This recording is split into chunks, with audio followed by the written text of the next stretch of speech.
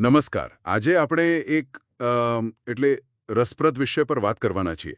વડોદરાના ડોક્ટરો માટે ઇન્સ્ટાગ્રામ. હા, બરોબર. આપણી પાસે એક માર્ગદર્શિકા છે અને આપણે એ સમજવું છે કે આ પ્લેટફોર્મનો ઉપયોગ મતલબ કે સ્થાનિક દર્દીઓ સાથે કનેક્ટ થવા માટે કેવી રીતે થઈ શકે. હા, કારણ કે જુઓ, ઇન્સ્ટાગ્રામ હવે પેલું ખાલી ફોટો શેરિંગ એપ નથી રહ્યું, ખબર છે? બિલકુલ. ખાસ કરીને વડોદરા જેવા શહેરમાં જ્યાં લોકલ કનેક્શન બહુ મેટર કરે છે. આ તો ડોક્ટરો માટે પોતાની ઓળખ બનાવવાનું અને સીધા પેશન્ટ સુધી પહોંચવાનું સાધન છે. અને વિઝ્યુઅલ છે એટલે પોતાની સ્કિલ બતાવી સહેલી. સાચી વાત. તો માનો કે કોઈ ડોક્ટર શરૂ કરવા માંગે. પહેલું પગલું શું? માર્ગદર્શિકા કહે છે પ્રોફેશનલ પ્રોફાઇલ. એટલે યુઝરનેમ કેવું? ચોક્કસ. યુઝરનેમ એકદમ ક્લિયર હોવું જોઈએ. જેમ કે @Dr. અની મહેતા, વડોદરા, એવું કંઈક, જેથી સહેલાઈથી યાદ રહે. અને બાયો? હા, બાયોમાં બધું આવી જાય. ટૂંકમાં શું સ્પેશિયાલિટી છે, વડોદરામાં ક્યાં છો, અને પેલી અપોઇન્ટમેન્ટ લિંક એ જરૂરી છે. અચ્છા. અને હા, સારો પ્રોફાઇલ ફોટો, પ્રોફેશનલ દેખાવ માટે, એનાથી પેલી ફર્સ્ટ ઇમ્પ્રેશન સારી પડે. બરોબર. પ્રોફાઇલ તો થઈ ગઈ. પણ પછી કન્ટેન્ટ વગર તો લોકો નહીં જોડાય, ખરું ને? લોકોને શું જોવું ગમશે? ખાસ કરીને વડોદરાના દર્દીઓને. સાચી વાત. કન્ટેન્ટ તમારી સ્પેશિયાલિટી મુજબનું. જેમ કે કોઈ પીડિયાટ્રિશિયન હોય તો વડોદરાના પેરેન્ટ્સ માટે વેક્સિનેશનની માહિતી, કે પછી પેલી સિઝનલ બીમારીઓ વિશે. હા, એ ઉપયોગી થાય. અને ધારો કે ડર્મેટોલોજિસ્ટ હોય તો અહીંના વાતાવરણ પ્રમાણે સ્કિન કેર ટિપ્સ. વેરાયટી જોઈએ. ક્યારેક માહિતી, ક્યારેક ક્વિઝ, ક્યારેક ક્લિનિકની અંદરની વાત. થોડું હળવું પણ. અને આ રીલ્સ ને સ્ટોરીઝ આજકાલ બહુ ચાલે છે. એનું શું? અરે, એ તો બહુ જ મહત્વનું. રીલ્સ એટલે શું? નાના, ફટાફટ જોઈ શકાય એવા વિડીયો જે જલ્દી માહિતી આપે અને ધ્યાન ખેંચે. અને સ્ટોરીઝ, એનાથી તમે રોજ કનેક્ટેડ રહી શકો. પોલ્સ મૂકો, સવાલ જવાબ કરો. એનાથી દર્દીઓને લાગે કે ડોક્ટર એમની સાથે સીધી વાત કરી રહ્યા છે. આ લોકલ કનેક્શનની વાત પણ છે ને. માર્ગદર્શિકામાં હેશટેગ્સનો ઉલ્લેખ છે. #Vadodara health, Baroda doctors, location tag. શું આનાથી ખરેખર ફરક પડે? બહુ ફરક પડે. વિચારો, કોઈ વડોદરામાં ડોક્ટર સર્ચ કરતું હોય તો આ હેશટેગ્સ અને લોકેશન ટેગથી તમારી પોસ્ટ એમના સુધી પહોંચે. અચ્છા.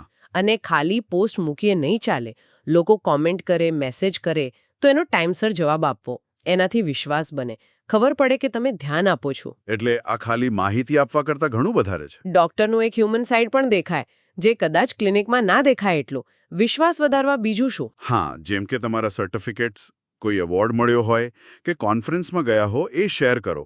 એનાથી ક્રેડિબિલિટી વધે. બરોબર. ક્લિનિકની થોડી ઝલક, કેવી રીતે કામ થાય છે, એનાથી ટ્રાન્સપરન્સી વધે. અને હા, સૌથી ઇમ્પોર્ટન્ટ, પેશન્ટની સંમતિ વગર ક્યારે એમનો ફોટો કે ઓળખ નહીં, એ બહુ ધ્યાન રાખવું પડે. બરાબર. અને પેલી જાહેરાતો અને ઇન્ફ્લુએન્સર સાથે મળીને કામ કરવું, એ વડોદરાના ડોક્ટરો માટે કેટલું કામનું. જો બજેટ હોય એની બરાબર હોય તો ફાયદો થઈ શકે. ટાર્ગેટેડ એડ્સથી તમે વડોદરાના ચોક્કસ એરિયા, ઉંમરના લોકોને ટાર્ગેટ કરી શકો. અને લોકલ ઇન્ફ્લુએન્સર જે હેલ્થ કે ફેમિલી લાઇફસ્ટાઇલ પર ફોકસ કરતા હોય એમની સાથે કોલેબોરેશન કરવાથી પહોંચ વધે. પણ હા, એ જોવું પડે કે વિશ્વાસપાત્ર હોય અને તમારી પ્રેક્ટિસને સૂટ કરે. માર્ગદર્શિકામાં કેટલીક બીજી ટિપ્સ પણ હતી, જેમ કે બ્રાન્ડિંગમાં કન્સિસ્ટન્સી, રંગ, ફોન્ટ, એ બધું. હા, એનાથી પ્રોફેશનલ લુક આવે અને બધું એકસરખું લાગે તો ઓળખ બને. પછી પેલું ઇન્સ્ટાગ્રામ હાઇલાઇટ્સ, એ પણ ઉપયોગી છે. એ કેવી રીતે? હાઇલાઇટ્સ તમારી પ્રોફાઇલ પર ઉપર જ દેખાય. તો એમાં તમે તમારી સર્વિસ, FAQs એટલે કે વારંવાર પૂછાતા સવાલો, કોન્ટેક્ટ ડિટેલ્સ એ બધું સેવ કરી શકો. એટલે નવા વિઝિટર આવે તો એમને તરત માહિતી મળી જાય. અચ્છા, હા, એ સારું રહે. અને ભાષા, વડોદરામાં ગુજરાતી તો ખરી જ, પણ હિન્દી અને અંગ્રેજીમાં પણ પોસ્ટ કરવાથી વધારે લોકો સુધી પહોંચી શકાય. સરસ.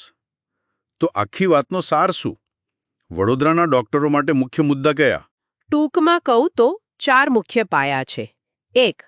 પ્રોફેશનલ અને માહિતીવાળી પ્રોફાઇલ. 2. તમારી સ્પેશિયાલિટીને લગતું અને લોકલ લોકોને કામ આવે એવું કન્ટેન્ટ. 3.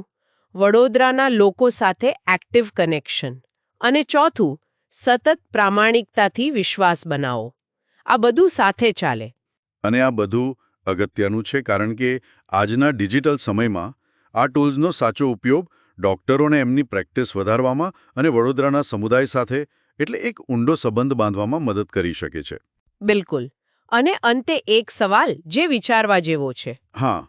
આજકાલ ડોક્ટરો માટે ઇન્સ્ટાગ્રામ જેવી ઓનલાઈન હાજરી એ ખાલી એક ઓપ્શન છે કે પછી સ્થાનિક લોકો સાથે જોડાવા અને વિશ્વાસ બનાવવા માટેની એક જરૂરિયાત બની ગઈ છે?